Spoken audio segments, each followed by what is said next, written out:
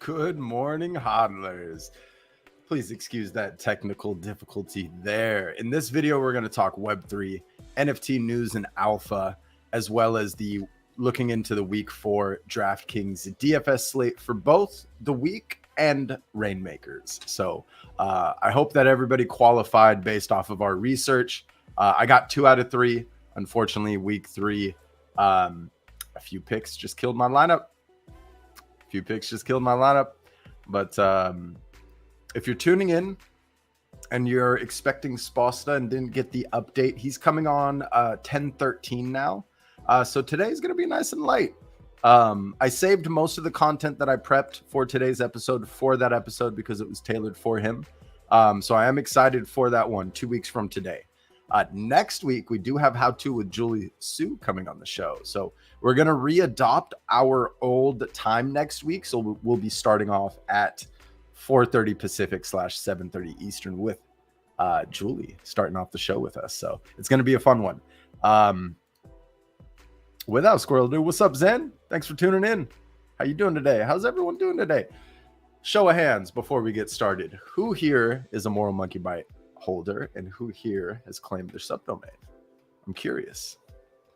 Might have a little surprise for you towards the end of this this stream. Hey, Luke. Very nice.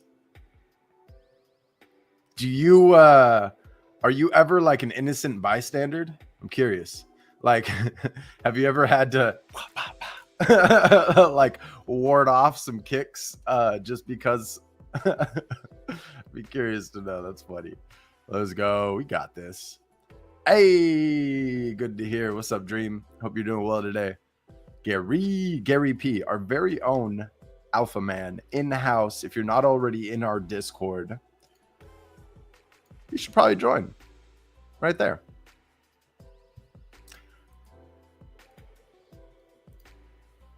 I might squirrel a little bit. All right.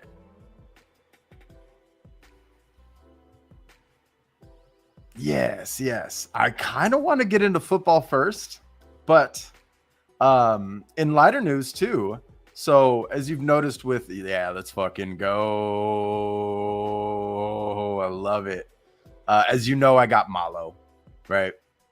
But I gotta mute my Discord.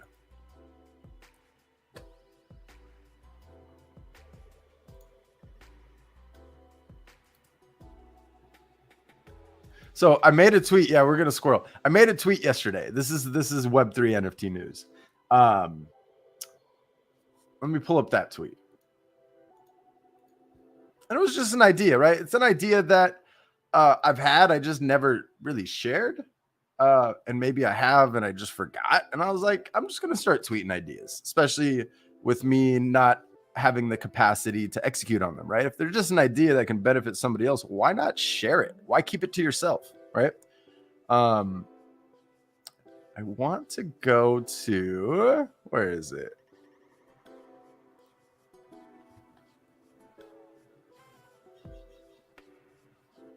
So something along the lines of this one right here. A dApp that allows you to deploy a landing page for your .eth to replace Linktree. Decentralized control by the owner of the .eth address, simplifying the steps to automate the process, upload to IPFS, and voila. Now, there's obviously more involved, but lo and behold, somebody we had on the show, shout out Moby, he was like, hey, you should check out what we're doing with Moby Spaces. And Moby and the Mojoverse has got a lot cooking. And I'm very excited. So I was like, you know what? I remember seeing this and I was very excited for it. Imagine not having to depend on Linktree, and you can just visit a site that deploys your updated links and layout, right? You have like a builder site that you go to, you update your profile pic, you update your banner, you update any new socials, any new links that you want your audience to see, right? And hit deploy. I'm sure there's signing a transaction involved there, right? With having to remap that ENS to point to that IPFS, right? Depending on how they're doing it. I'm not sure how they're doing it, but It's very exciting. So let's dig into it. Mojo head holders gain early access. Release dates to be determined. Waitlist opening soon. Let's go. I did send him a DM. I'm waiting to hear back if the Mojo IDs are tied in with this at all. But this is very exciting news. I like the idea of this because don't get me wrong, Linktree, unless you come out with the solution for this, like it can be done better. And I think Mojo's onto something here. So we'll make sure to put all the links for this one here in the bio. Let me continue digging because he did tell me to go search through the Discord.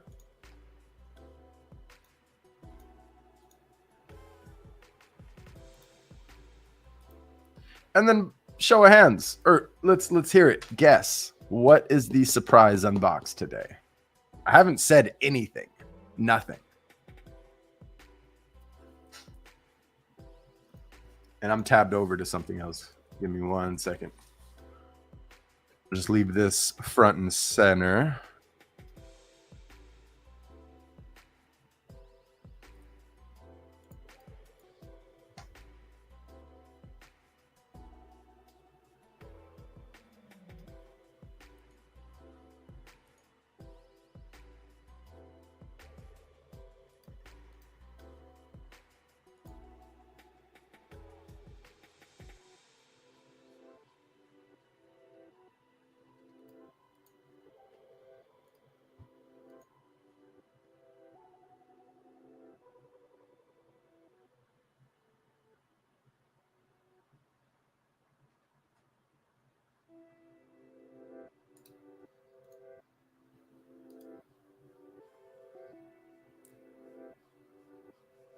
So Mojo Live slides. All right, just getting all the instructions here.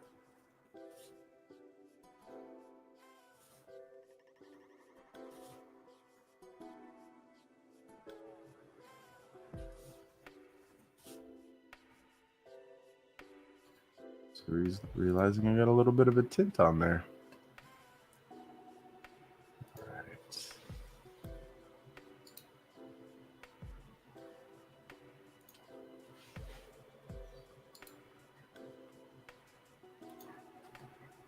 Just need to close some things here.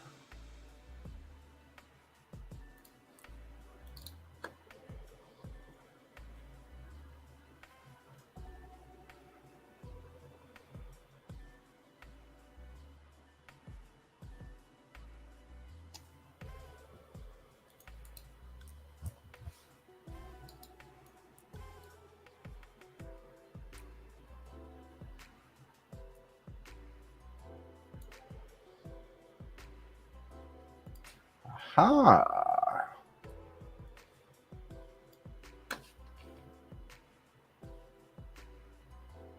So they gave a little teaser last week, and I realized I don't have the screen on.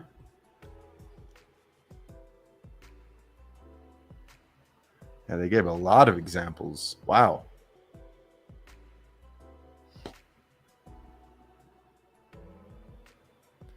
Yeah, Mojo Space is link in bio for Web3. Double as a homepage. Pull your Web 2 and Web 3 content. Update automatically for you. Look amazing. So this was the example we saw on Twitter. Love it. I love the customization. Like it looks like a profile, like a social profile, you know?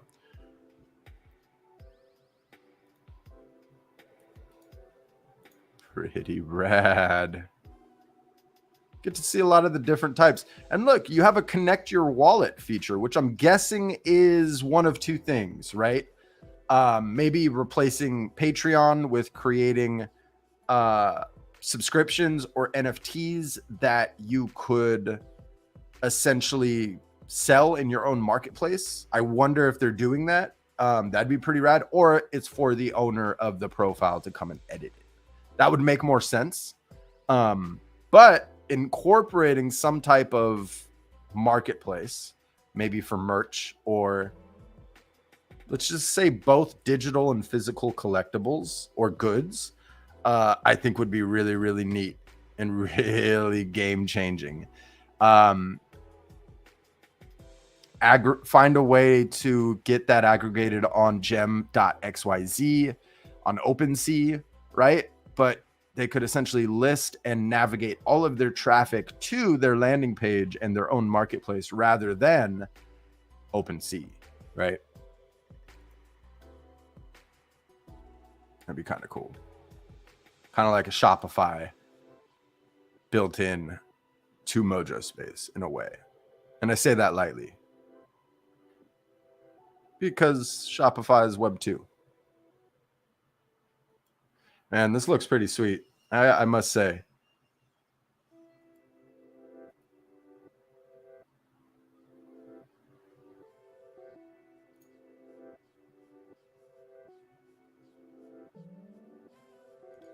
Nice. Okay.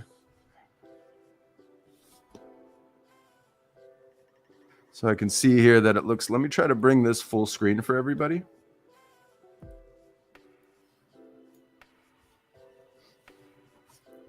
Look at how sweet this looks.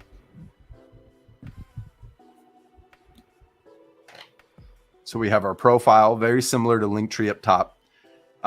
Better structure, IMO. Right below it, minting now. Awesome. Toronto icons. So I'm guessing that's a collection. Yeah, and then you can, I'm guessing you can customize, right, as the artist, what you want to prioritize towards top to bottom, or maybe what they're building is doing this autonomously, right? This is very cool. Whew. I love the look and feel to the UI interface as well. Whether or not they follow through with this look, right? I just love the overall UX. I can't wait to play with it.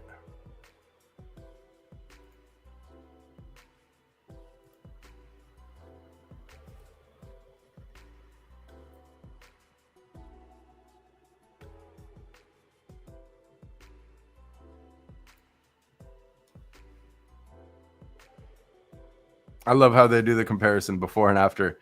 Yes. Look at that. Basic Linktree, yes. It was great. It had its run. But look at Mojo Spaces. Pretty slick. That's pretty slick. Good job, team. Oh, boy. Now, let me go back to the DM, see if you responded really quickly. I was asking about...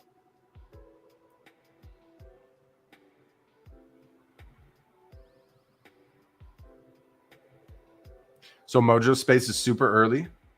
Teasers, but those teasers are new, so... He said post in the lounge before we go live, but we've already gone live. No, I have not. But I'm going to do that right now. I'm going to do something really quickly, because if you're a Mojo Head holder and you haven't created an account here, follow along and go do it, because you can go claim your milestones, which are, you know, you just have to be holding them, and I believe not having them listed. So let me do this on that wallet. And good morning, hodlers.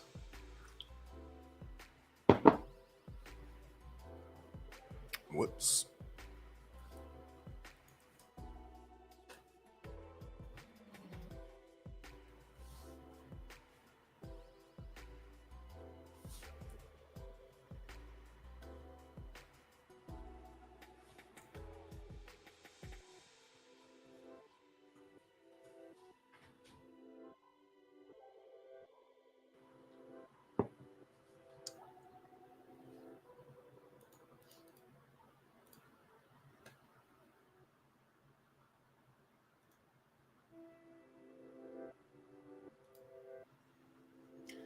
Give me 1 second. As you could imagine, I got to do this off screen.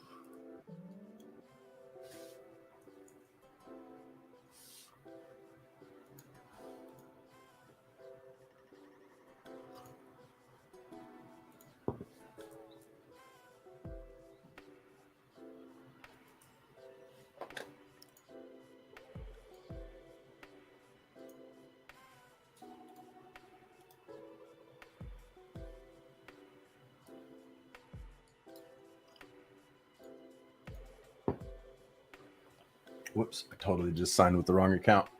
All this work. And that's not their bad, that's my bad. Wallets.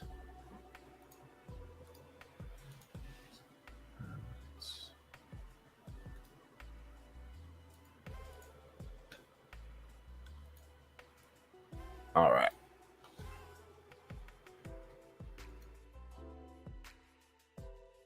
Look at that. Hey. That was my second demo. I prefer Malo. But rocking that MBT.eth. I love how they have incorporated that into, not a lot of devs do this.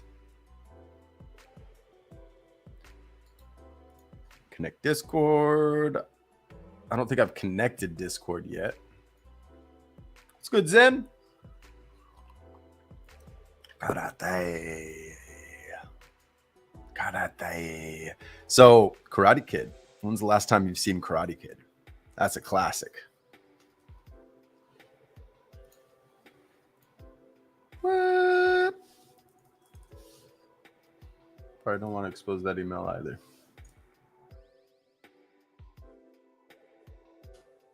Question is, what email is it tied to? You'd move it, didn't I?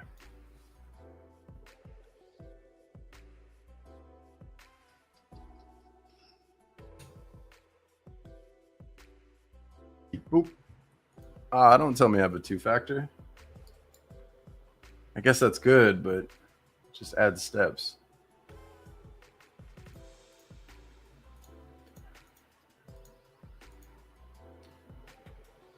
This is what happens when you have way too many browser profiles. You can't really see my screen right now, but when you swap from so many different wallets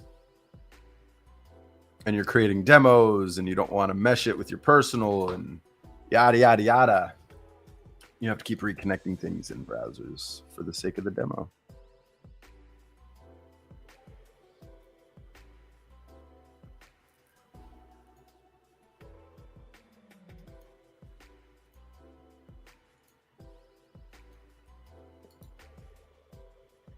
Cheers.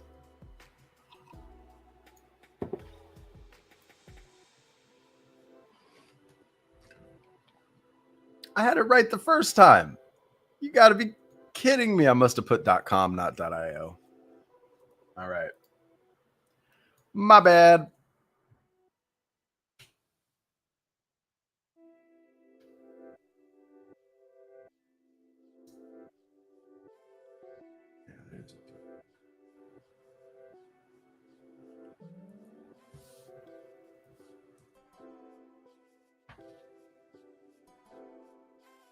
All right. Back over. Mojo verse Connect.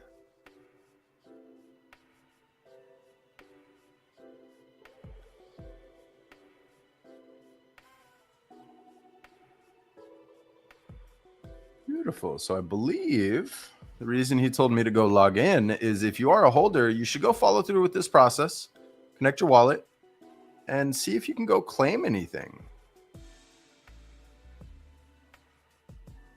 So it looks like nothing. Report processing, return in 12 hours. Hold any. Okay, so maybe I don't qualify for anything yet.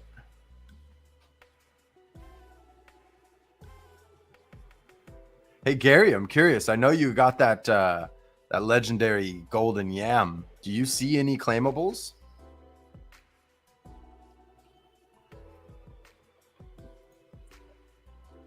Hey, thanks for tuning in, man. Hope you're having an easy peasy day, as easy as can be. We're looking over. I'm not sure how late you're tuning in here. This is interesting right here. Mojoverse, which we've had on the show with Moby.eth. I don't think we talked about this when he was on the show. We talked about a lot of things, but The Mojo spaces may have been brought up, but there was no visual example. And I made a tweet the other day that was like, hey, Linktree, like there's got to be a, somebody making a dApp that's going to create these custom pages that replaces Linktree, but Web3 enabled, right? Using your .eth address preferably. And he pinged me and he's like, dude, you're going to love what we've been cooking. And I do remember seeing the milestones, the Mojo IDs. But that's different than this. And I must say, I'm excited. We're going to have to get him back on the show for round 2 eventually. As this expands, I feel like this fall, the builders who have been building are going to really be, I want to word this properly, are going to be executing. You know what I mean? Like, anybody who's stuck through it, made adjustments to make sure they can continue building in this space, by now, I would imagine, have found a nice rhythm, right? Just as I have found a nice rhythm. I have a feeling it's a communal thing. Like everybody here in the space, slowly but surely, we've weeded out a lot of the short-term economics already with this bear market. And the ones left are the ones building, or wanting to build a future in Web3, right? And sticking around to learn and stay in touch. And so kudos to you. Kudos to all of us. And I'm excited for Mojo spaces. So we'll dig in more on this for sure. Since I don't have anything to claim yet, I have a feeling that because I just created my account, it takes up to 24 hours to, I remember a little kind of caveat on creating the account. So we'll check back next week, most likely. We're going to keep an eye on the Mojoverse.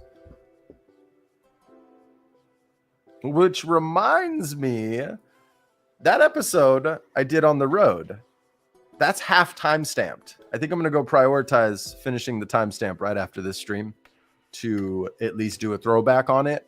And we can kind of clip this one too. Nice. Let's go. Diamond Hand and Ninja.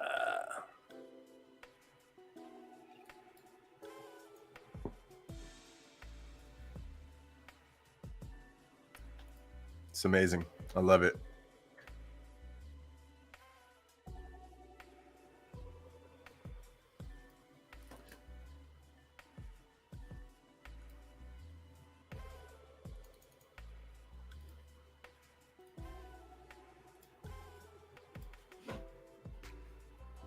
Yeah, we went over this one, I believe. Yeah, really rewarding collectors, right? We've gone over this. I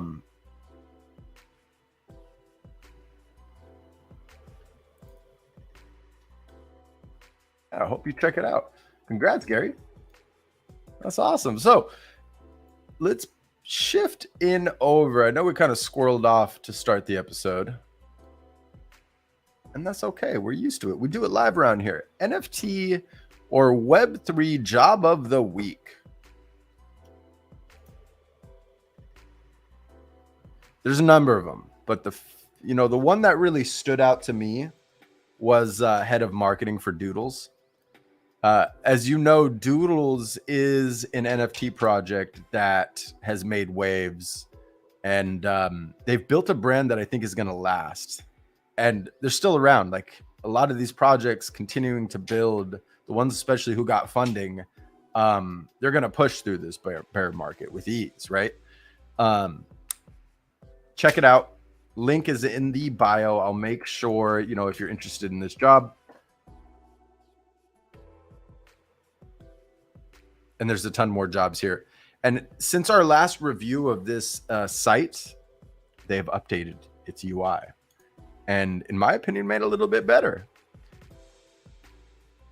I just wish there was a toggle to go back, because in a way, I like the pop-up to read the ad and seeing this full width. But then I also do like how condensed and everything you need is right here to view a job. So check it out. Doodle's hiring based out of Miami.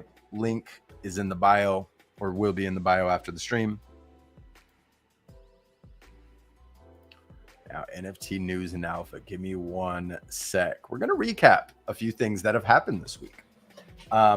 Namely, that CryptoPunk. All right.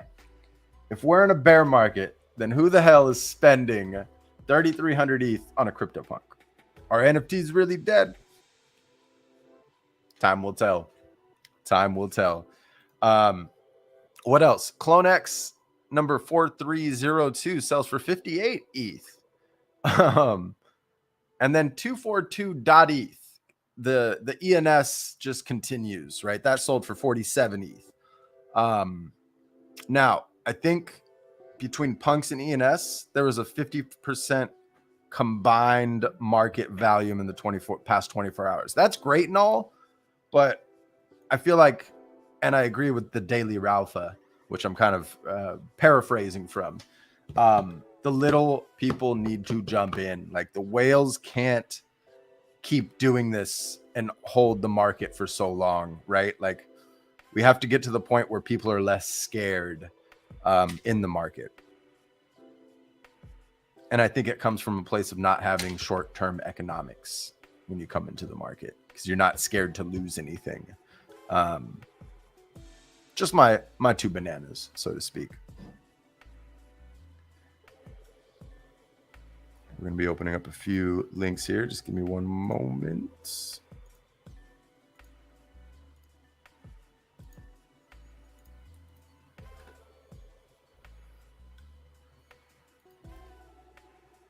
I thought this one was cool.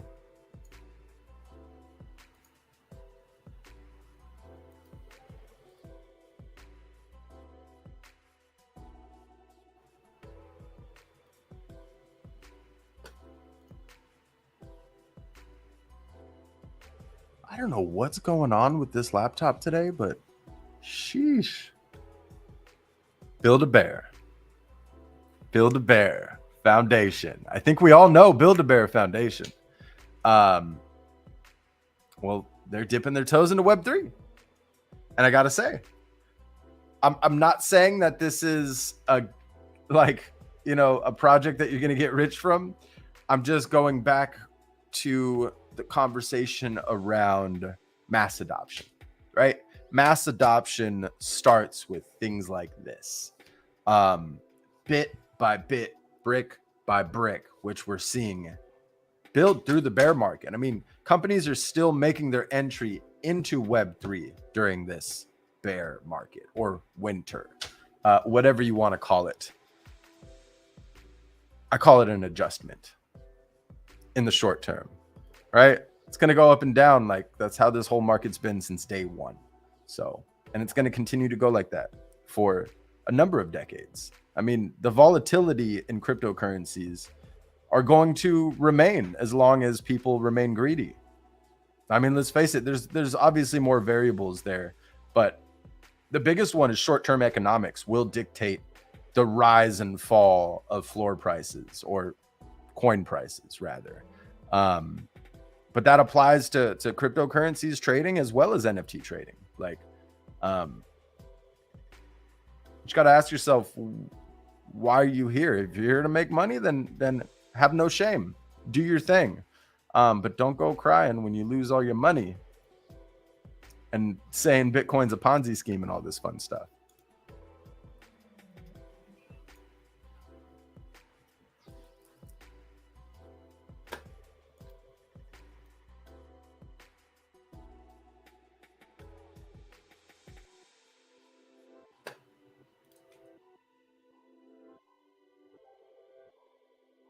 So this is a headline grab, but I wanted to pull it up here. UAE Ministry of Economy opens up new headquarters in the metaverse.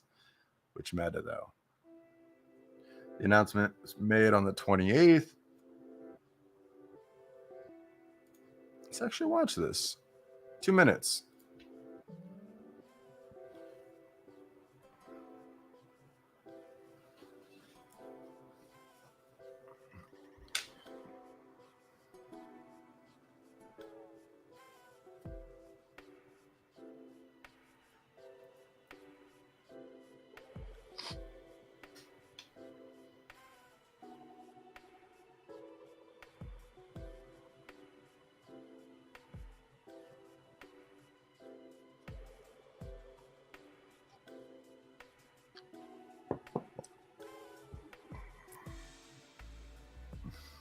Huh.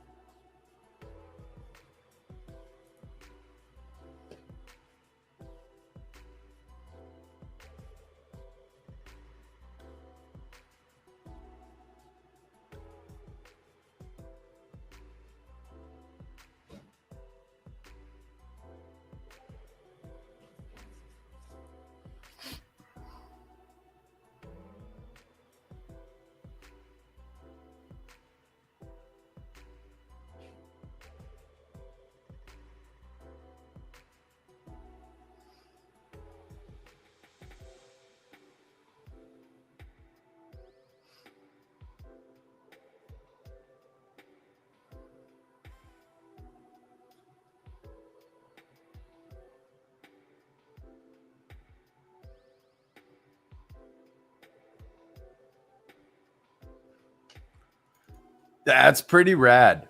So what I picked up from that is like a government office building, and they've created a metaverse for people to get the help that they need, whether it's a ticket to create some documents. They also have incorporated DocuSign functionality into their meta. I mean, wow. Imagine never having to call another call center, if you've ever called a call center, or do the chat. You just hop in a metaverse, and other people who have the same problem will be in that meta. That could be dangerous, but that's interesting. That's pretty rad. Wow.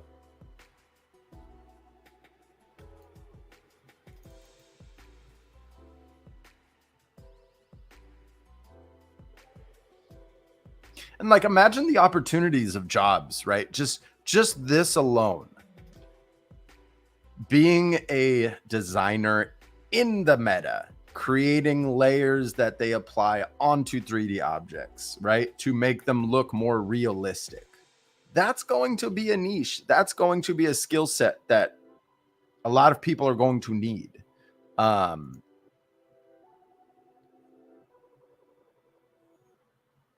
Yeah, and they just expand off that. They'll be able to sign legally binding documents.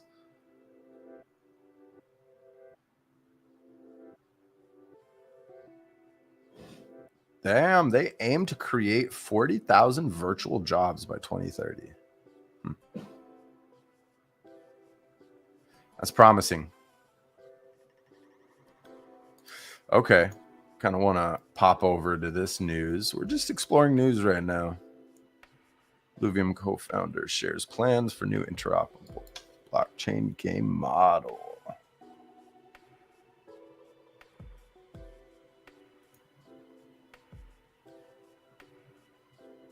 Didn't they partner with or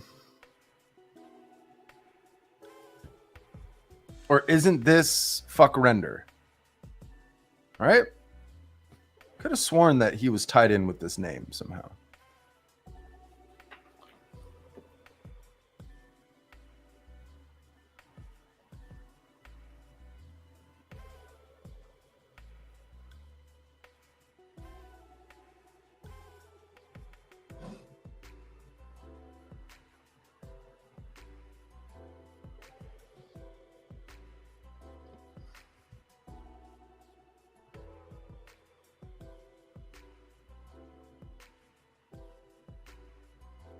Huh.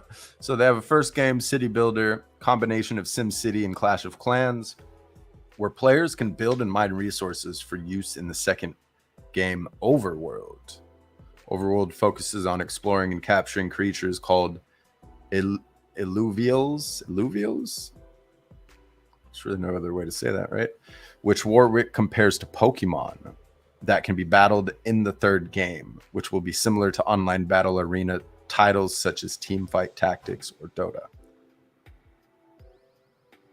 Rick says they might not stop at 3 games, but they want to build another 6 games on top. Imagine taking one of those assets and then going over to the racetrack and playing a Mario Kart game, but you're not buying a new Nintendo game. It's just one asset that's usable across an entire universe of games.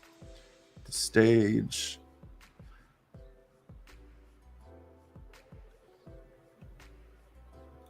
Sometime next year, we'll have open beta. Keep an eye if you want open beta. Go hop in their Discord. Keep an eye on announcements. You know, you can be a part of the beta testers. I used to always wonder as a kid, like, how do these people, like, a lot of it is connections, knowing the right people, but a lot of it is being in the right place and putting in the effort to communicate that you're interested.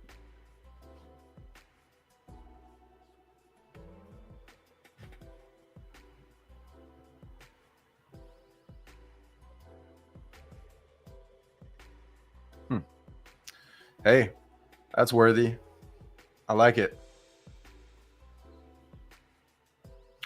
I like seeing something like this here.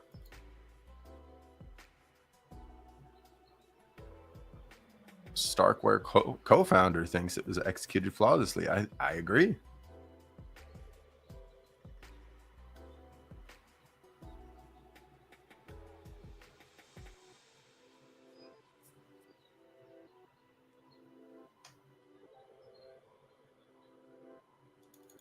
I like this. This is something I'm glad it's written. I expect that at some point, the ability to run much more massive computation with very low gas footprint will lead to completely new and unforeseen applications that are going to be far more important.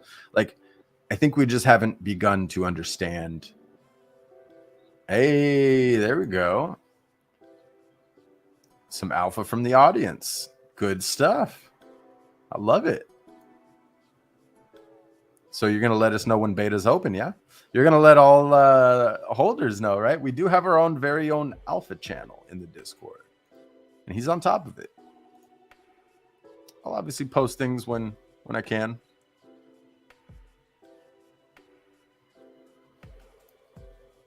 We'll keep it at this one. All right.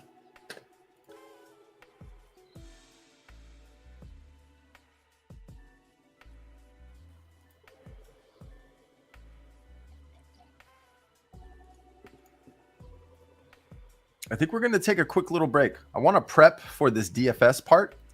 I don't normally look at research this early in the week. I generally start Fridays because there's so much injury news in football that, you know, if you set a lineup Monday, Tuesday, Wednesday, like, sure, if it's for the Thursday slate, yes, I do look at the slates, but I don't really consider what my cash lineup will be, what my GPP lineup will be, what my MME approach is going to be between what games I'm going to target. And a lot of that is weather as well. Weather patterns can shift.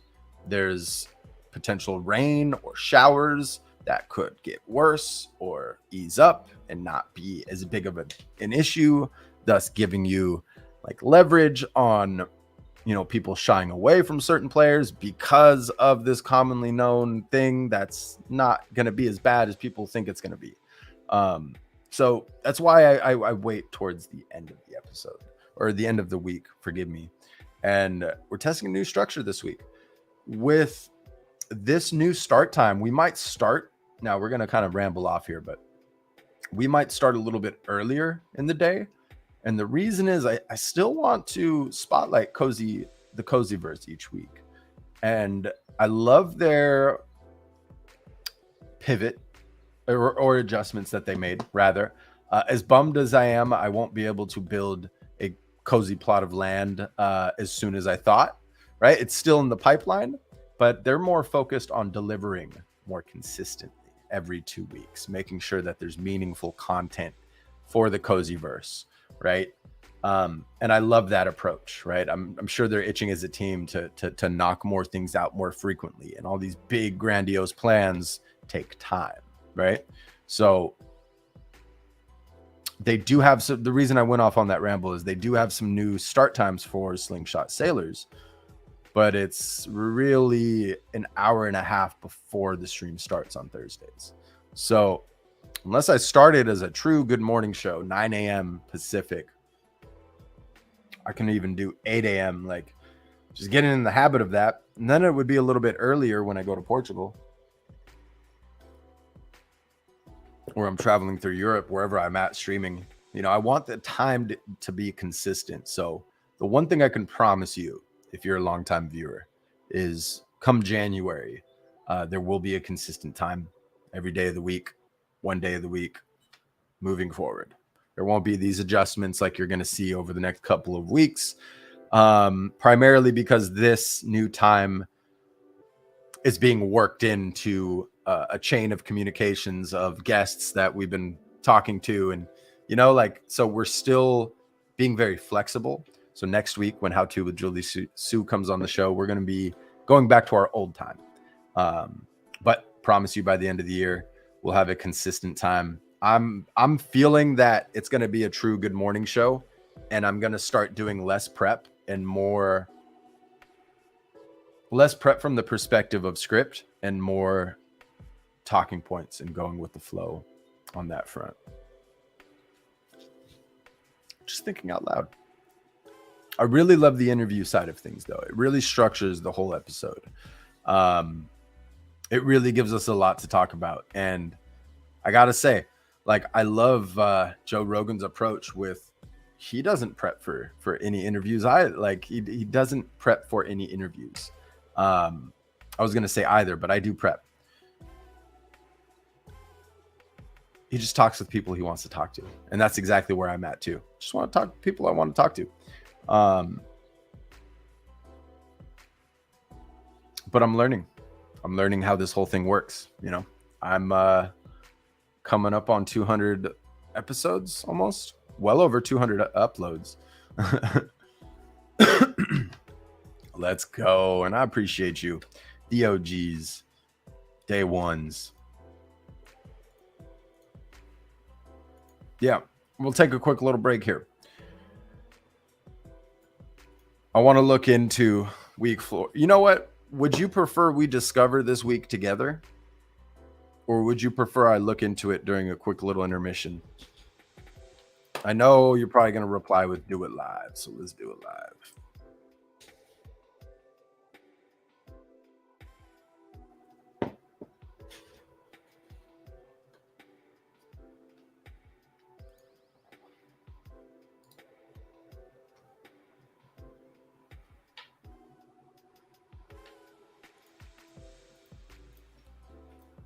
It's about that time of the year where it's time to upgrade, refresh, get things working more efficiently. Something's up with this laptop.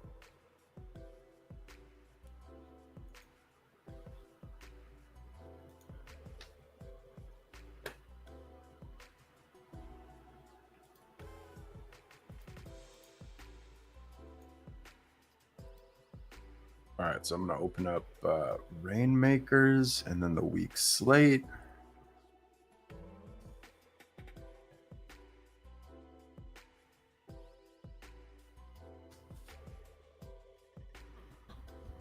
That up. Just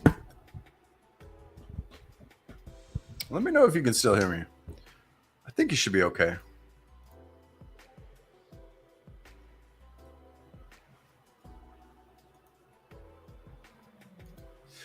Oh yeah, we got a lot of lineups today too. So we'll look at it all. We're going to look at the Thursday slate. Then we'll look at the week 4 Sunday main slate. And then we'll also be looking at DraftKings Rainmakers. If you've made it this far, there is first place gets a one-on-one experience with them plus $5,000. I would have hoped it was another goo, but you know, beggars can't be choosers, as that old saying goes. All right, let's open up that.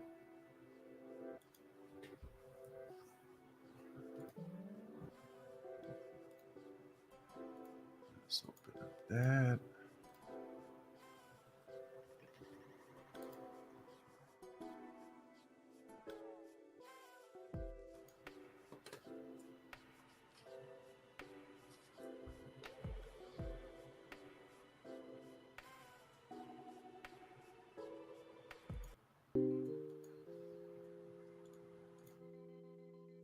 Something's just not explainable with how slow things are opening. I think that a priority.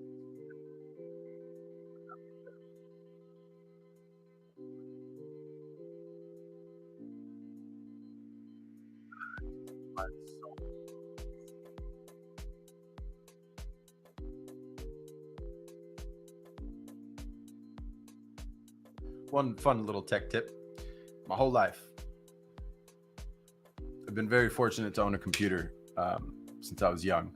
And generally, every year, once a year, there's a reboot, refresh. Not necessarily that I get a new one, but I either upgrade the hard drive, and more recently with solid state technology, I'll generally backup format, flash the firmware to update the solid state hard drive, because they generally make improvements to it and or to them, right, depending on the manufacturer. And then I install a fresh version of whatever my preferred operating system that year is going to be. That time's coming. It's coming very soon. But this year, I think I dread it the most because of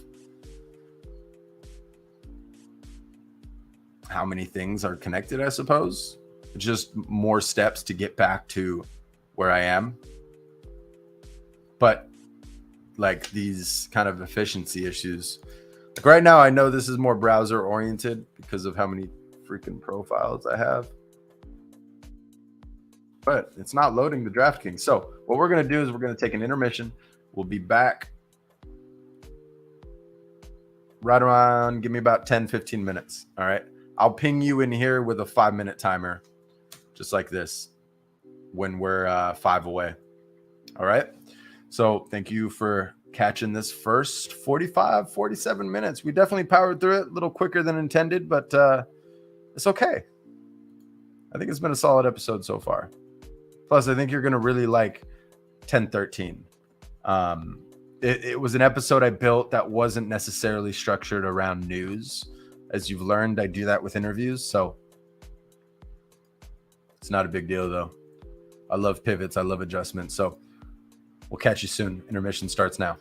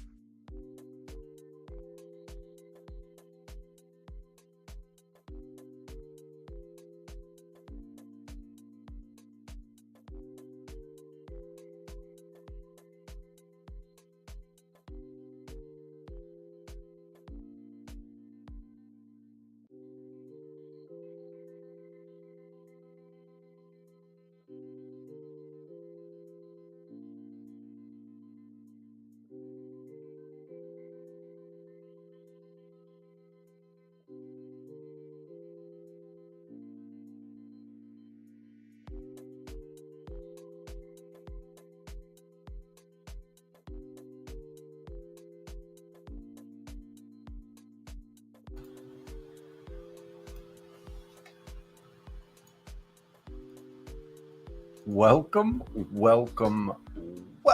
back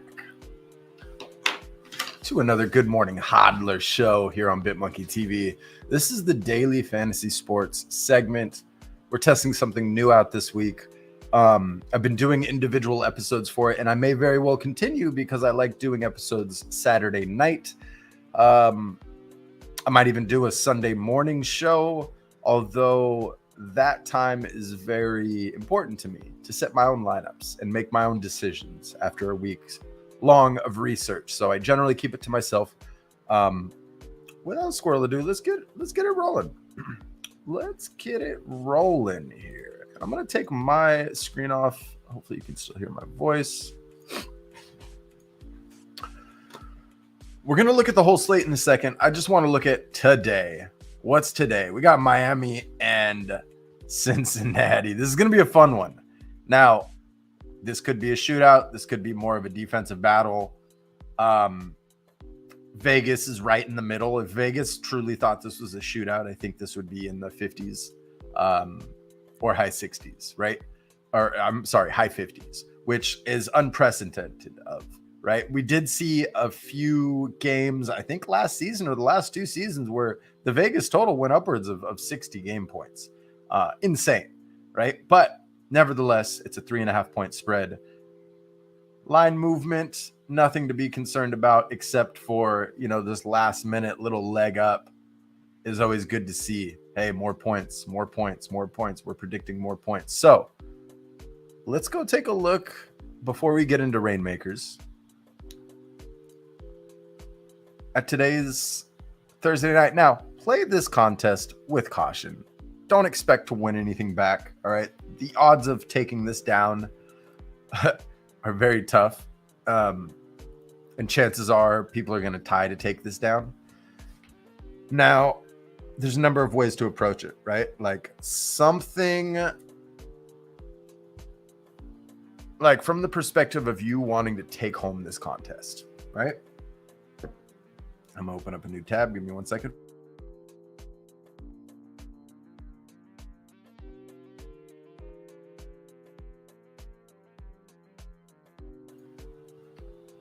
Now, let's look at what the common builds will probably look like. Like it's going to be tough to get everybody in here. We still have, let's see, Waddle is expected to be active. What kind of injury were we dealing with here? Back, ankle. Okay. Between Tua and Waddle. They should both be good to go for today. We'll know 90 minutes before. So it is, 5 hours before at this current moment, or 4 hours, 55 minutes. So we'll know closer to that 90-minute time frame of who's in, who's out. But I honestly love the idea. And this is to take down the GPP too. Right? I wouldn't imagine too many people are going to be chasing Mixon with his recent production, especially at New York. Like, he did get 7 targets though. He's in that passing game. I mean, week 1 was a great start. And then Dallas, their defense, any given Sunday, right? I like the idea of putting him up top for that multiplier.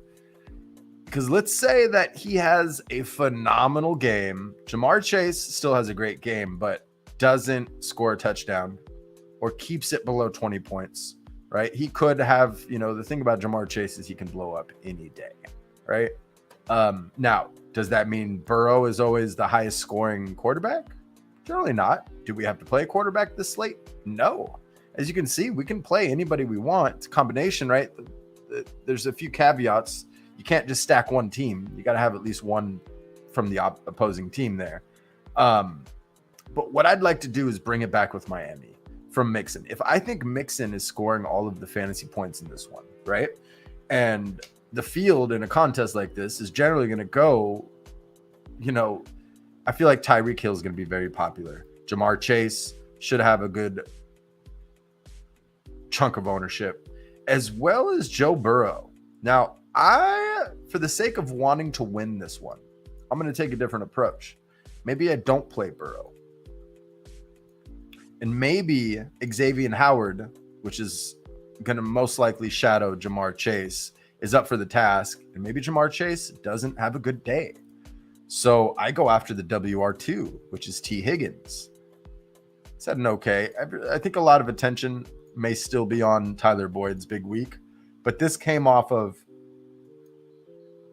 I believe, Higgins having issues. He got more opportunities than he would normally get. Now, Samaje Perine. He had a nice week. Caught a touchdown. It was more the game script than anything. Now, if I wouldn't want to play him and Mixon together, right? Because if I think Mixon's having a great day, Perine's not. But he is a great salary saver. But let's run it back. We want to take down this tournament. So what's the approach we're going to take? Now, we know Chase Edmonds had a great week in the sense of he got the points, right? Tua didn't have the best week. He got 2 running touchdowns here. He really stole fantasy points away last week and crushed a lot of lineups. Now, one thing I was doing in my research for today is Raheem Mostert. I'm sure we all remember him in San Francisco, right? And he's had an okay season, but one thing that has been like noticeable to me is, at Buffalo, I get it. He still had 2 targets, didn't catch any of them, didn't do anything with his 8 touches, average 1.4. I mean, that's pretty bad compared to Chase Edmonds. But he was on the field more. He got more snaps and he got more targets than Chase Edmonds. People are touting Chase Edmonds as the pass catching running back. I think it's more Mostert. And I think that the head coach in Miami, being in San Francisco as long as he did, or as long as he was, I believe he was, let's go look.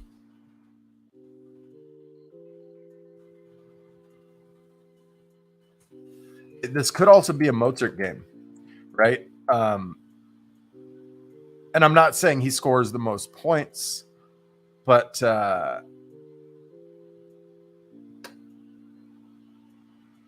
these things matter. These things matter. Coaching moves around, right? Certain pieces to certain staffs become head coaches. So he was SF offensive coordinator last season. But then the 3 seasons prior, he was a run game coordinator. Now, if you remember those 3 seasons, I mean, whoo. So, and Raheem Mostert was there. He's familiar with him. So why not have him have a great game? Now, would he be captain worthy? Now, this is actually a silly for the Millie type play here, putting Mostert in captain. If you think he's going to have a great game, and then you run it back with the Miami pieces or Cincinnati pieces, right? Like, let's say he's taken most of the production away from Tua, which is possible. Like, Tua could have another subpar game like this. Now, Waddle, though, is an interesting move here. So Waddle has been, I don't want to say Mr. Consistent, but he's that second look. And I think that Cincinnati is going to really focus on containing Tyreek Hill if they can, right? So I'd rather play a Waddle and then have that be my pieces for Miami. And then I'll run it back with everything Cincinnati. So this is one approach you can take. Get all the tutties. Get Joe Burrow. Can we fit Jamar Chase in somebody that... yeah. If we think it's a close game, but like we're using all our salary. I mean, the likelihood of him being in the captain, so we wouldn't split this with too many people if this won it, right? But like, do we think anybody in this range is going to score more than that kicker? It's tough because kickers have won the millie on this. But a lot of times when the kickers are in the winning lineup, it's a lineup that's tying a lot of people. And I don't want to tie a lot of people. So I'm going to get Jamar Chase out of there. He's too expensive. I'm going to bring it down with big savings and go down to Higgins. This gives me 6,400 remaining. And then I could bring in Tyler Hurst. Still have 1,000 on the table. This is a very unique lineup because people generally want to use all their salary in these contests. And when you're trying to take home with one bullet. I mean, you got to be mindful of what you put in there. So, like, like the common lineup is not going to win this. And if it does, it's going to be tied across so many slots to where each person gets $1,000 instead of $1 million to first, right? And we've seen it countless times. I kind of like this. Let's take out Hayden Hurst, and let's say there's an injury to Cincinnati wide receivers, and Mike Thomas comes in and he does a few things, right? So much money on the table, but so many things have to go right for this lineup to work. So let's say that actually allows me, because I don't think too many people are going to be playing Mixon in the captain. I think it will be sub 10% owned. That actually does allow me to then go back, still leave money on the table. But you know, all these things have to go right? Like, and let me go check a few things here. So Tyler Boyd and T. Higgins actually both had a 67.65 snap percent on the previous week. On the season, Tyler Boyd has had more snap percentage. That's interesting. But T. Higgins has garnered more targets on the season and the previous week. So even with Tyler Boyd scoring the way that he did, like, I don't know what his ownership's going to look like, but a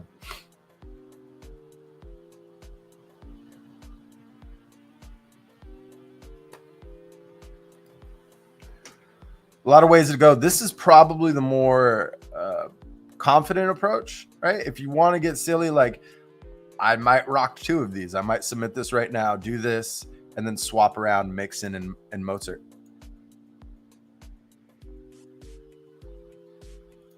That way I get both approaches. So, like, let's say both of these running backs go off, but he has that 5-point difference that's higher.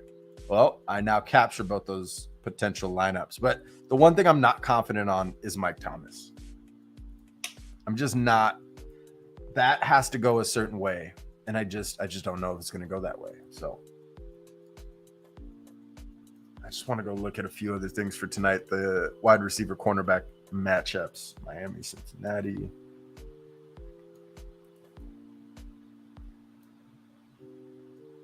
Yeah, so out of the gate, Jalen Waddle does have the favorable matchup.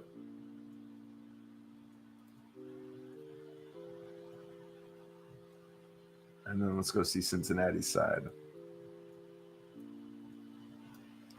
Yeah, even with Xavier Howard being a shutdown corner, quote unquote, or a shadow, he'll shadow his players that he wants to cover the whole game. He's given up a lot. He's given up 3 touchdowns this year, 10 yards per target. Now, he hasn't allowed the highest catch rate of all the corners in Miami, but he's been targeted the second most out of all cornerbacks on Miami. So all signs, though, point towards T. Higgins being the one. So I'm going to keep it with T. Higgins there. And maybe I don't have to be obsessive with getting a 4th Cincinnati. Is there somebody? I mean, maybe this is the move. I mean, no. But you never know. Let me run back with Mixon being the top, just because I do like that. And another thing you can look at to get the edge is looking at prop bets.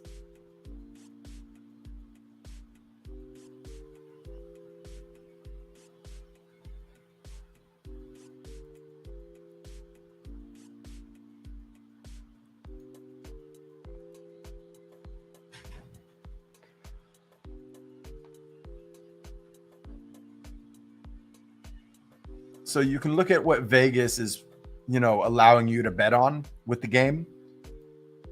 Like, how many pass touchdowns do we think they're going to get, right?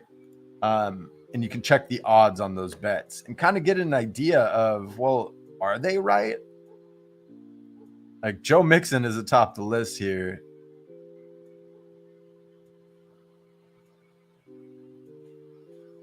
So rush yards, we have Chase Edmonds, Raheem Mostert. See, I like this. I like what I'm seeing.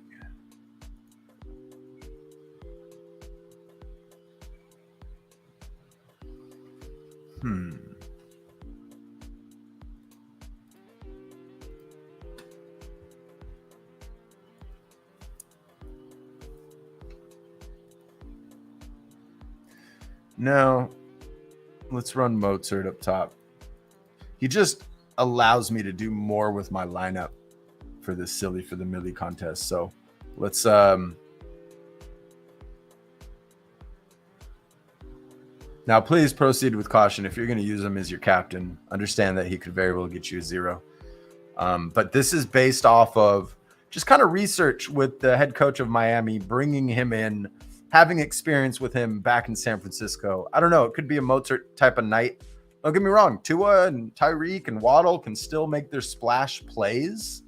They're entertaining plays, but like, let's say all the production goes to Mozart and Waddle today because they're focused on containing Tyreek Hill, or maybe Tyreek Hill has a game too. So that could be the swap that I do. Instead of swapping those, maybe I'll create 2 versions of this lineup, one with Waddle, one with Tyreek. And as you can see here, like, my approach here is I'm not going to bring Tua into this. If I think Mozart's having a great day, he's taking a lot of touchdowns away from Tua, but Waddle can still be moving the chains, right? He can get 10 plus targets any given week. Same with Tyreek, right? But they could have a game plan for Tyreek, but I want to play both pieces, so I'm going to. And then I'm bringing it back with Burrow because I'm thinking, like, if Miami's dominating the running game, Burrow is going to be throwing. And this is a unique situation where I would put Burrow with Mixon. So I'm liking how this is looking so far. It's just, who's going to be our last piece? Like, yes, you can go fit in Edmonds, but hey. But then if I wanted to run this back with Tyreek, I couldn't on a second lineup.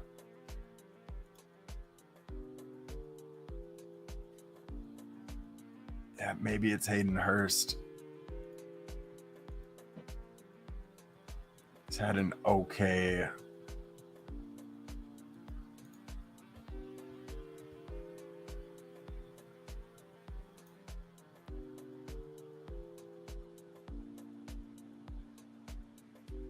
Let's go check out his snap count. Yikes. It's not too promising. The tight ends, there's really no dominating tight end. On the season, Hayden Hurst has 66%. But previous week, 38%. And then we had Mitchell Wilcox garner a small target share. It looks like just one less target. Let's go take a look at Mitchell Wilcox. This could be just a turd. And when I say turd, I mean just somebody that, oh, wow. What is this?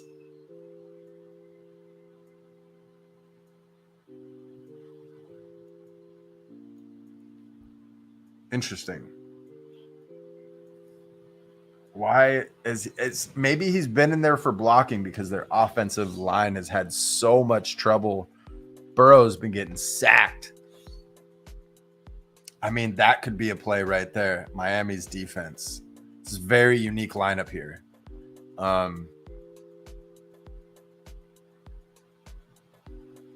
That allows me to play both Waddle and Tyreek in the same lineup. I'm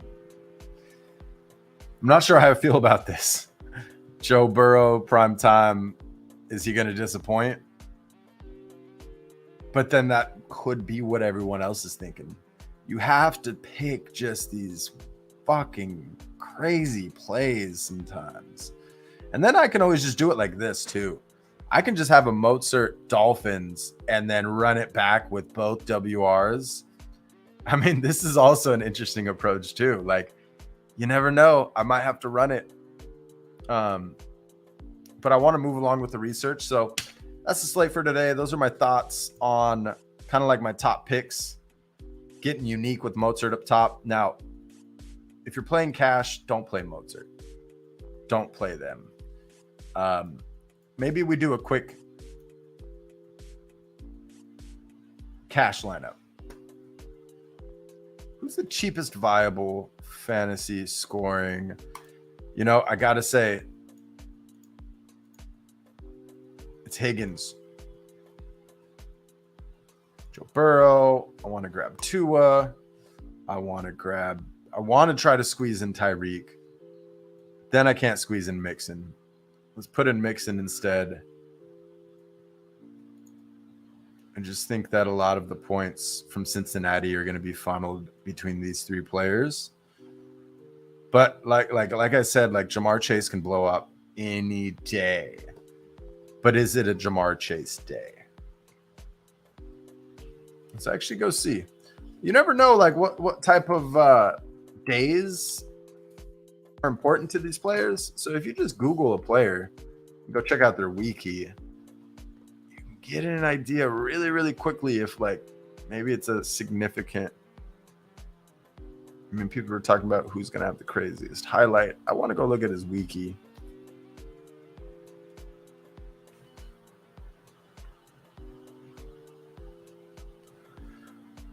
Nowhere close to that.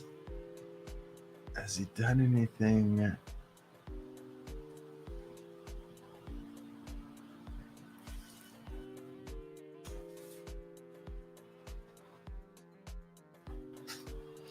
Yo.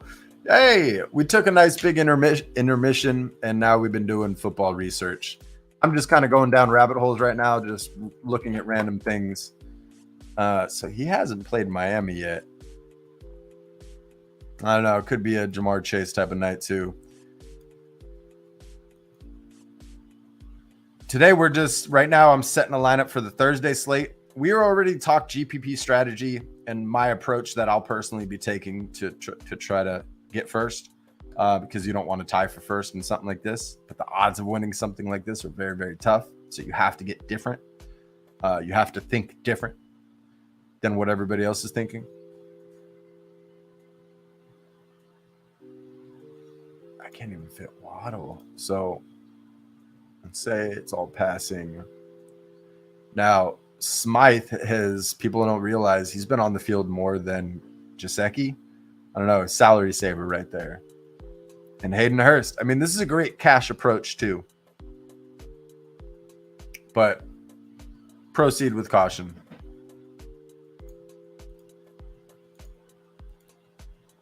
I'm still liking that Mozart to Miami.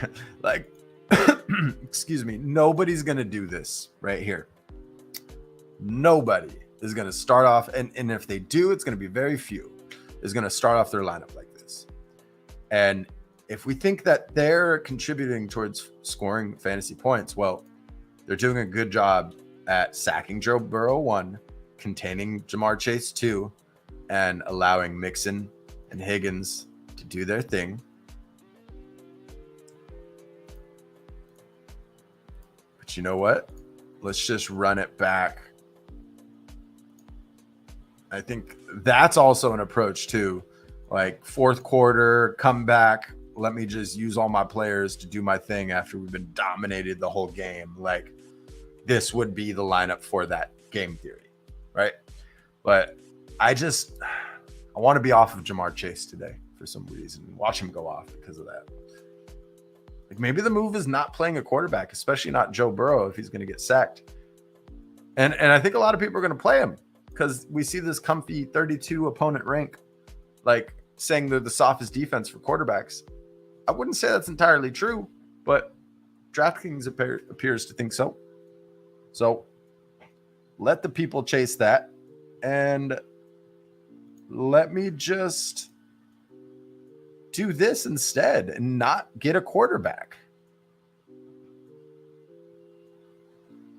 Who knows? You never know. All right, moving along. Let's get into Rainmakers for VFriends League. If you made it to the VFriends League, what we're going to be doing here is referencing the week 4 slate here, because we can toggle through each game that's available on this week's Rainmakers. that we can't really do here yet. They don't have this functionality. But what's really cool is we can go look at Buffalo, for example, go look at Josh Allen and see the previous week, see his production this year, right? Whereas on Rainmakers, you can't really click the player to view its stats on the year, right? So, and the scoring's the same. So it's a great little hack to kind of look here if you're curious about a player, like how did they perform last week? How have they performed this year? Gives you extra insight. Now, did I already? No. I guess I don't have many cards.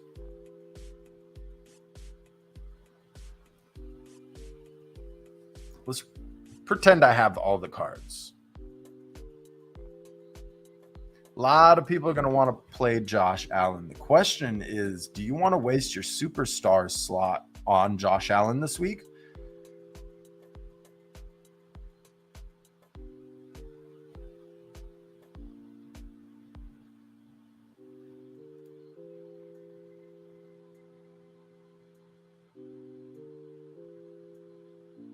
Probably yes. Just kind of looking at the week. I mean, that's the highest projected total on the week. And then there's a lot of other players in other spots that aren't going to be marked superstar. What happened here? Why did this jump down? Why is Kansas City and Tampa Bay jumping down? Curious to find out why.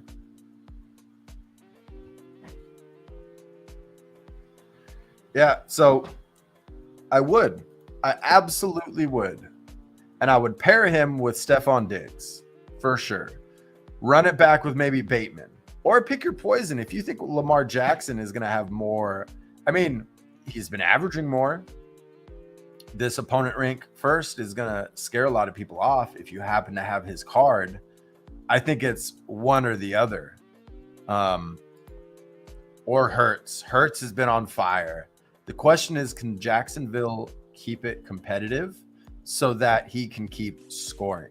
Because once Philadelphia gets to a certain point, like he's going to manage the clock and end the game. Like he's not going to try to score points nonstop. Not unless the other team's scoring. They could. And Christian Kirk on the other side, like stacking Jalen Hurts to an AJ Brown, running it back with Christian Kirk could be a great stack this week. Not too much attention on that one. Could fly under the radar. But this is the game that I think a lot of people are going to target, and rightfully so. So let's say I pick Lamar Jackson and then I put in Bateman or Mark Andrews. Probably Mark Andrews. But Buffalo's been pretty good, and this opponent rank is actually correct on this one. Like, they've been pretty good at containing tight ends, or at least making sure there's but Mark Andrews is a freak of nature. He's not a tight end. He's a wide receiver in a tight end's body.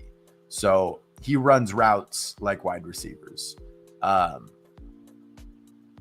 So yeah, Mark Andrews, Lamar Jackson would probably be my preferred route. And then run it back with Diggs, get some correlation there. And then I'd put in Saquon Barkley with Chicago. They're playing at home. If you have that card, use it. Like, I'll construct a lineup with the cards that I have available, but I'm just talking about like the ideal. And the reason is, like, him not being a superstar is a crime. He scores like a superstar. So you want to take advantage of that mistake on DraftKings' part. And then last but not least, like, who do we want to be our flex? We already have 4 slots that I would pick for, if I were to go buy those cards right now.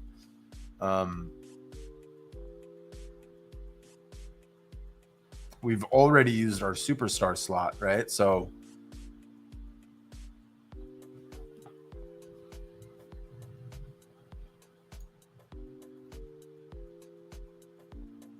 maybe it's a St. Brown.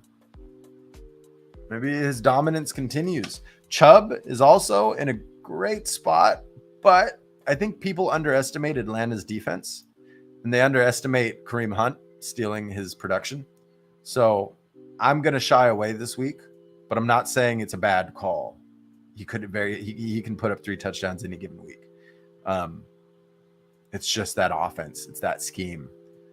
And they have Kareem Hunt in there too. So just proceed with caution.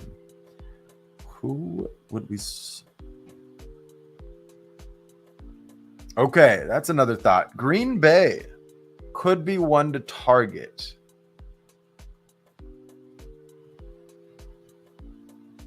Something to keep an eye on, DeAndre Swift. If he's out, Jamal Williams will be a great play.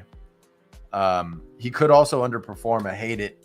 Like, the best time to be on Jamal Williams is when nobody's on him, right? If everyone's on him, I don't know. He doesn't always perform the way you want him to.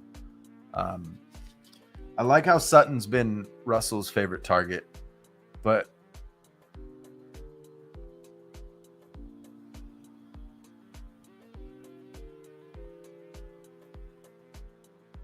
can't play him.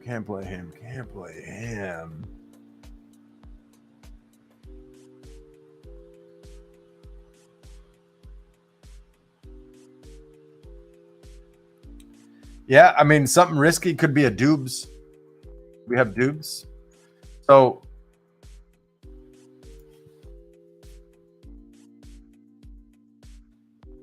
got all of his targets last week at Tampa Bay. A very tough place to catch with that defense.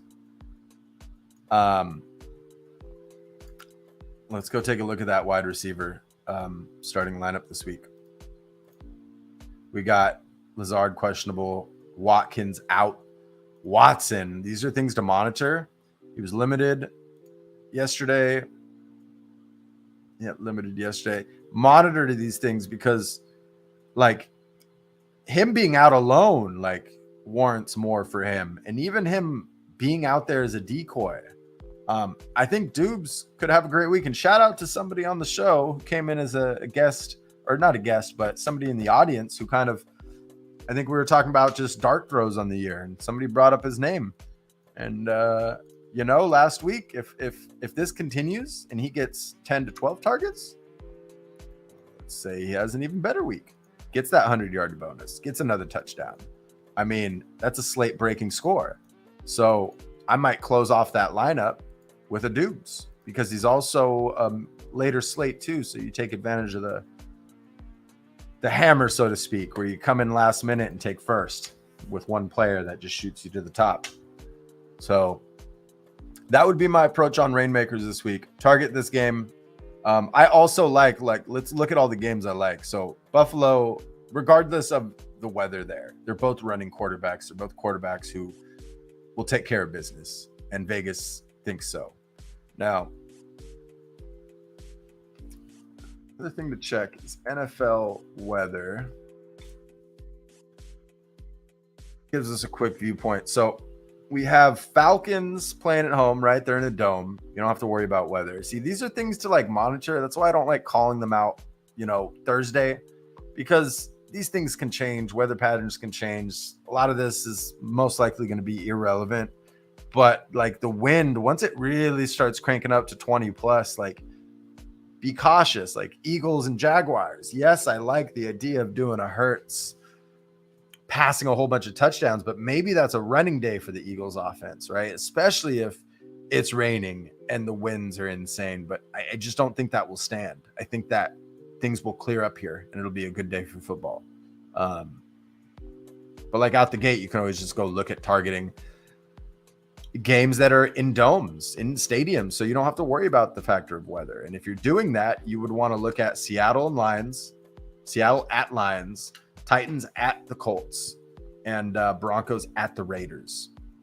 And then obviously these clear days, Patriots at Packers. That's great. Chargers at Texans.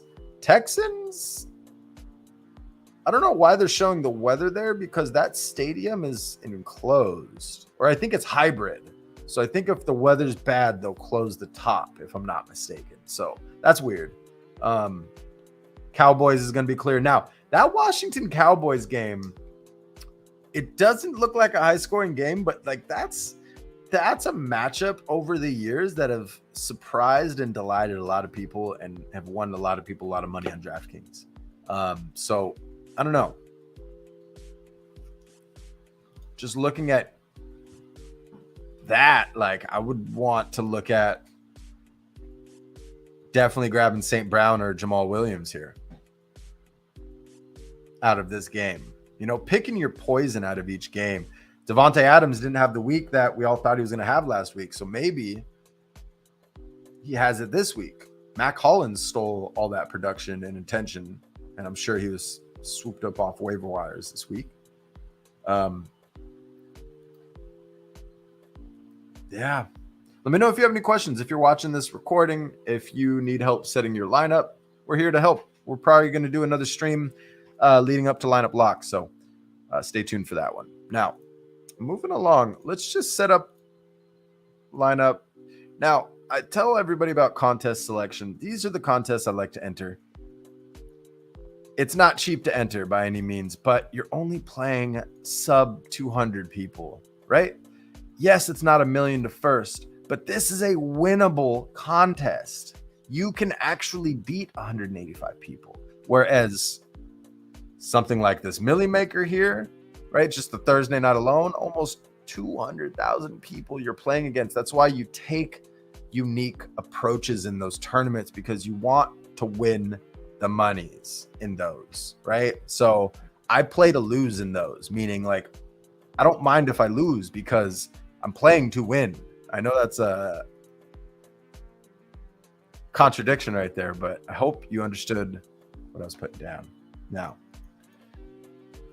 who am I targeting? Now, there's really like looking at the slate before during the intermission, there's only a small handful of viable quarterbacks for me this week. Jalen Hurts. But if I'm going to pay up for Jalen Hurts, I'm sorry, I'm going to pick Lamar Jackson or Josh Allen. But in GPPs, right?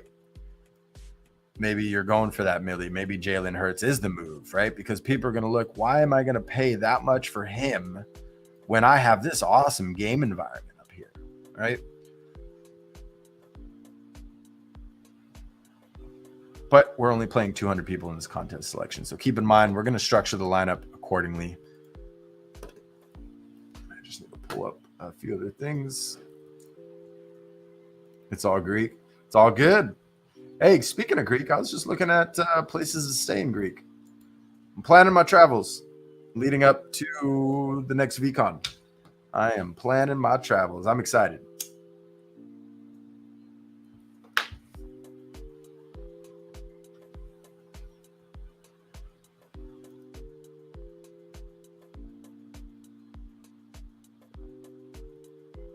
Okay.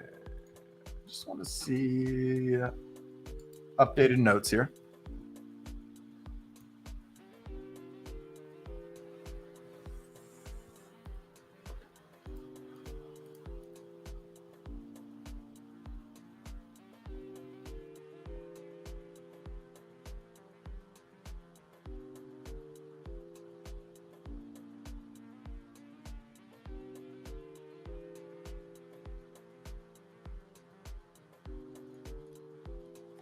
Yeah, so for me, I think I'm going to go Jackson.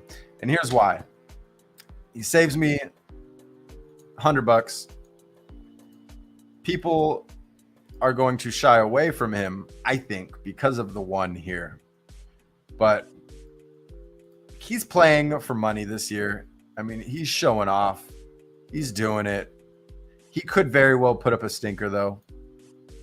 And with Buffalo's defense, it's a risk, but I want to win this contest. And I think that a majority of the people in here are going to pick Josh Allen. So I think raw fantasy points scored between quarterbacks, between the two, Jackson has the upper hand, I think personally, because he's going to have to do more to make it happen against that defense.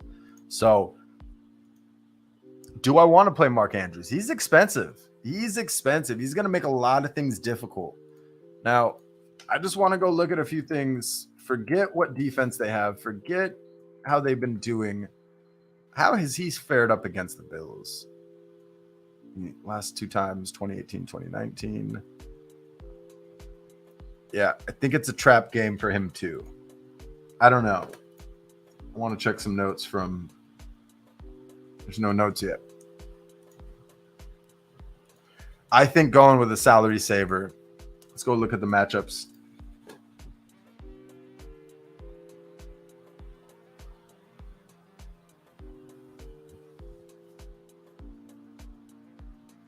Right. Bateman, Andrews. I mean, he's on the field 90% of the time, though. So, but he's a great blocker. Duvernay and Bateman.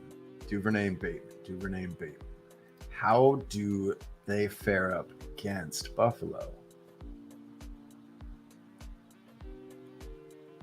Do I want to stack Mark Andrews with anybody? Yeah, they don't fare up too well against Buffalo. But if I were to stack him with anybody, it'd probably be Bateman. But you know what? I might just run him naked like this by himself. When you hear somebody say run him naked in DFS terms, it just means by himself with no correlation to anybody else on his team. I think this is a very unique approach. I'm getting all the points I want from that game. And I'm going to get different elsewhere. Now, this could change. Like I said, like I hate doing lineups today. I haven't even begun my research on the week. So my selection Sunday or Saturday night is going to be far different, I have a feeling. But just right now, looking at everything, I do want to go see how much he costs. Barkley's a great value. Chicago's not that intimidating to me. He's getting the production is what I love to see. So give me all the touches. Now, a lot of people might chase this here. DeAndre Swift. He's not practicing Thursday either. Okay. So it's looking like a Jamal Williams week, but the field's going to be on it, right? And he's not that much cheaper because he had a great week last week. So DraftKings priced him up accordingly. And I was kind of on him a little bit. And I played a few shares, but not as much as I should have.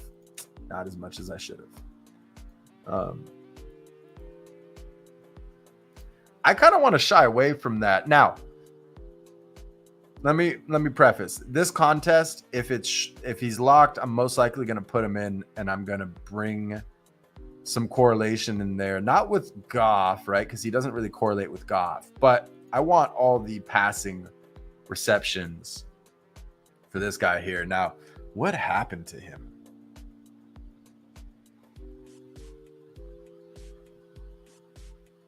Something happened to him, right? He didn't perform as well as we all thought. I think it's a great spot to go back to him if we can afford him. But now we're not left with too much money here to construct a pretty decent lineup. So no, running him naked, meaning naked in the lineup. He's by himself, no other correlating team members to help accrue more points. Funny man. Evening. How you doing, sir? All right, so we might not be able to play him. I'm going to take them both out of my lineup for now. I do like how it's in a dome. And when I'm looking at cost, yes, let me pick Jamal Williams over him for now. As I said, as the week progresses, research changes. But I should get in the habit of doing these episodes on Thursdays. Ooh, we talked about Dubes earlier. I like the position that he's in, and his cost right now is still, I mean, I would like it if he's like 3,800, 3,900, but that'll have to do for salary saving on the week. A lot of people might try to go back to Mac Hollins. He was priced up a little bit. I would only go back there if Renfro's out again. So he does remain sidelined, but it could be a Devontae Adams week. It could be a Darren Waller week over here. It to me, it feels more like a Darren Waller week. So proceed with caution on chasing those points from Mac Hollins from last week. He did have a great week.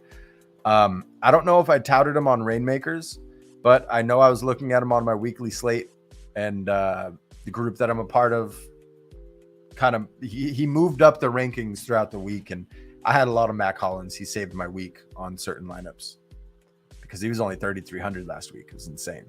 He scored 33 points. That was the 10x, almost 33 points.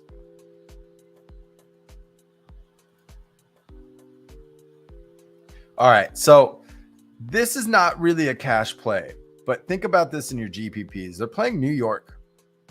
Pickens. 7 targets last week.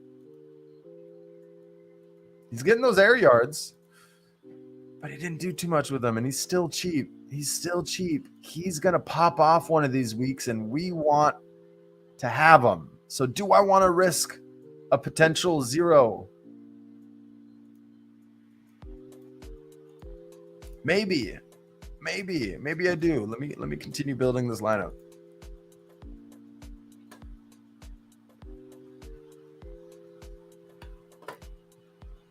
Honestly, not really liking how the lineup looks yet.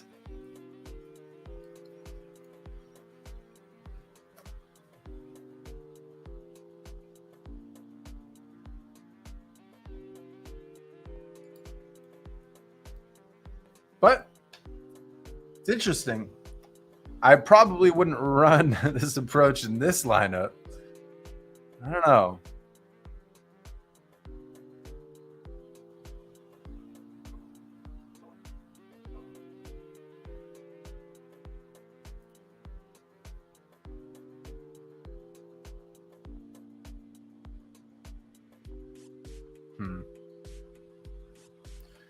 It looks like Deontay Johnson's very popular this week, so this could be some leverage off the Deontay Johnson ownership.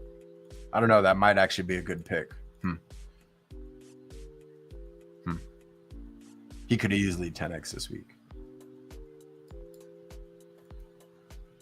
Give him 3 more targets and actually have him catch every target. Ooh. Against the New York Jets. I think that's possible. I really do.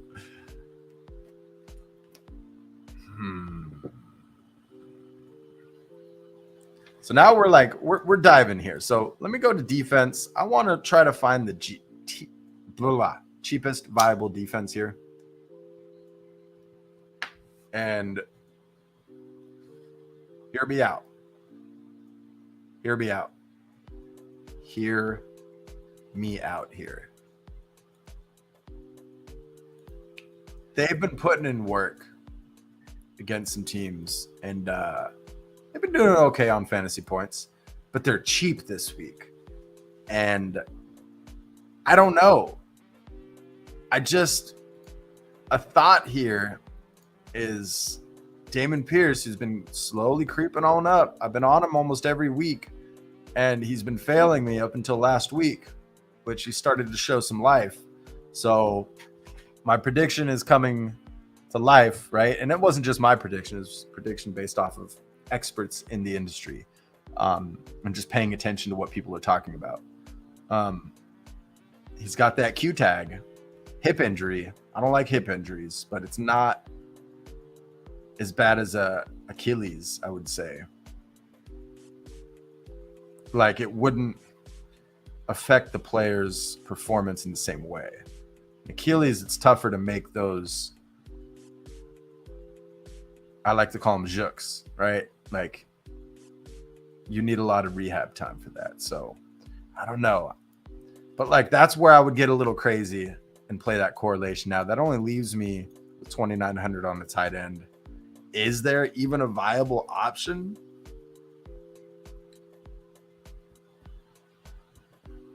Not really. You'd have to gamble with one of these for sure. You'd have to just throw a dart at one of them. I was on him last week, but he just didn't do shit against his old team. I was really hoping that revenge narrative would come to fruition there, but he was just so cheap. I was willing to take a 0 on him, and I sure enough took a 1 point loss on that. Sometimes you gotta go to the grave with your picks, you know? Now, kind of moving on up, though, like, if we can free up some salary, is there a tight end up here I would want to snag?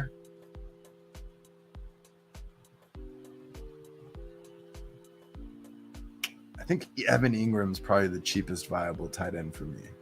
Or Logan against Dallas. I don't like Logan Thomas. But I loved him over at New York. But he was just riddled with injuries and IR. It just didn't work out for him over there.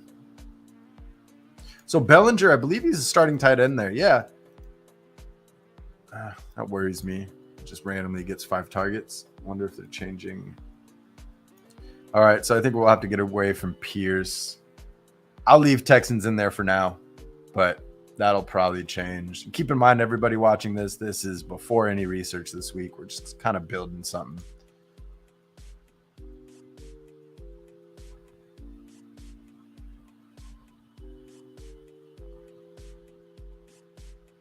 So, can I squeeze them in? I cannot. I couldn't squeeze them in if I wanted to.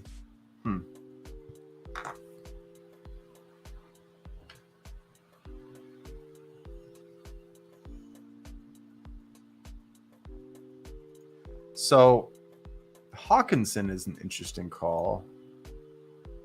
But you know what? David Njoku is probably... I mean, if this continues... This was a divisional game. I think that was prime time? Or no, that wasn't prime time. But if he comes back out and scores that, we don't want that. See anybody else in his range that I would like to use? Yeah, probably Evan Ingram for now. I have a feeling I'll shy away from this, definitely in this type of contest, but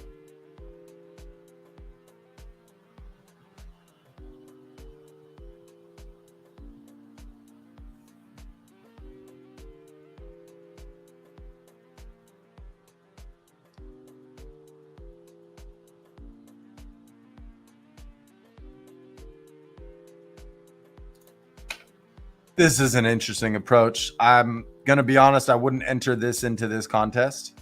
No chance. But I found some last-minute correlation that just fit. It fit. 2 rookies, or I guess Elijah Moore's not a rookie anymore. He's a sophomore now. But he's an electric player. You could always go, if you want to play off that rookie narrative, if he's playing this week. Oh. He is playing this week, but he's more expensive. Couldn't afford him. We need to free up 300. Can we just go with a dumpster diving? Nope, there's no defense cheap enough. So we would have to go cheaper on tight end if we wanted to make him work.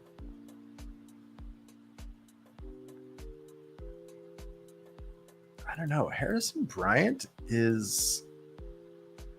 I just know this fool is so athletic.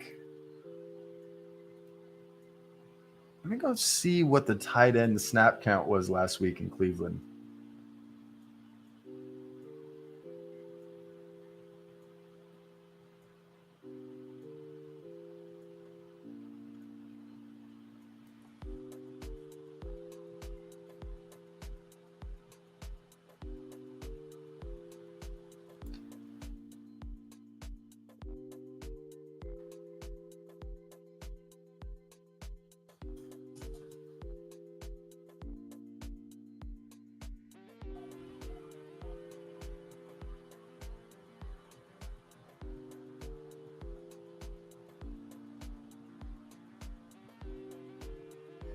Yeah, he's getting 50% of snaps.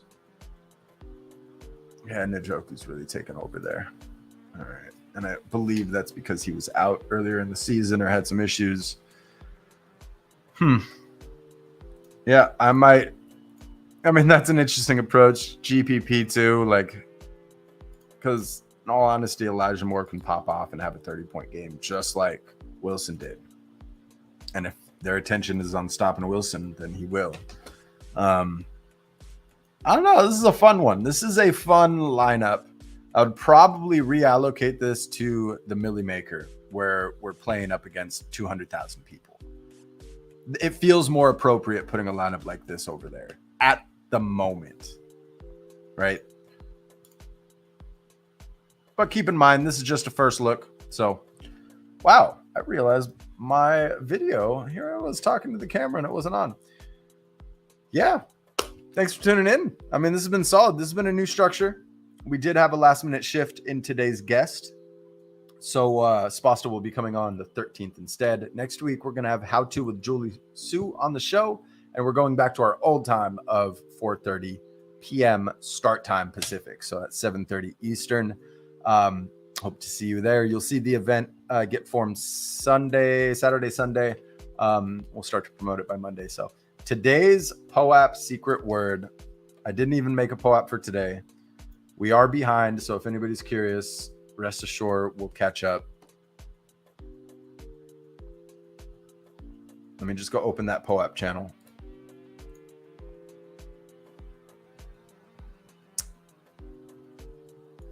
DraftKings.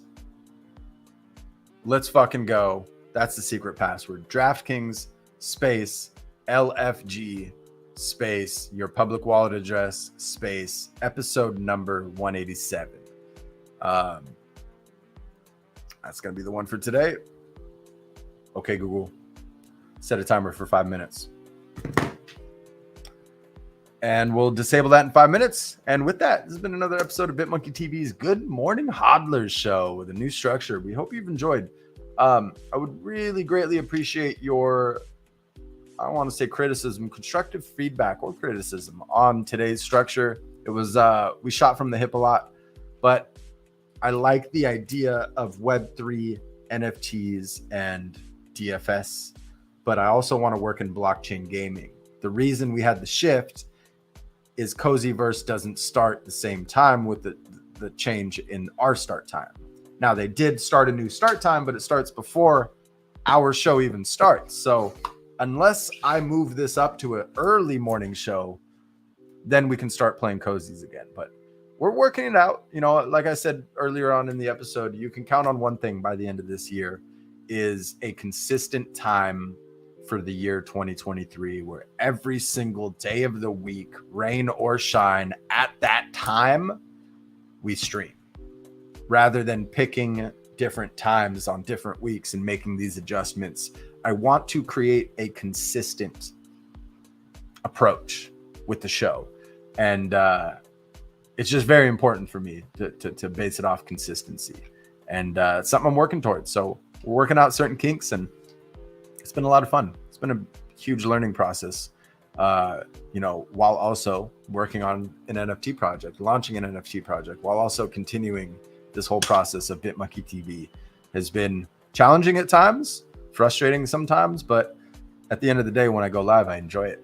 And I have no hesitance on going live or hitting record anymore, which is pretty fucking amazing. So I just want to say thank you for being here. And please do drop your feedback below, and we'll catch you next week. How To with Julie Sue on the show. Spread the word. It's going to be a fun one. I haven't seen her or spoken to her in quite some time. So much love. Hope you have a great rest of your day. Have a great weekend. Make sure that as YouTube is suggesting certain videos for you to watch on this end screen, you pick, and subscribe if you vibe. Should be a little thing right here in front of my face. So thank you so much once again. Until next time. Peace.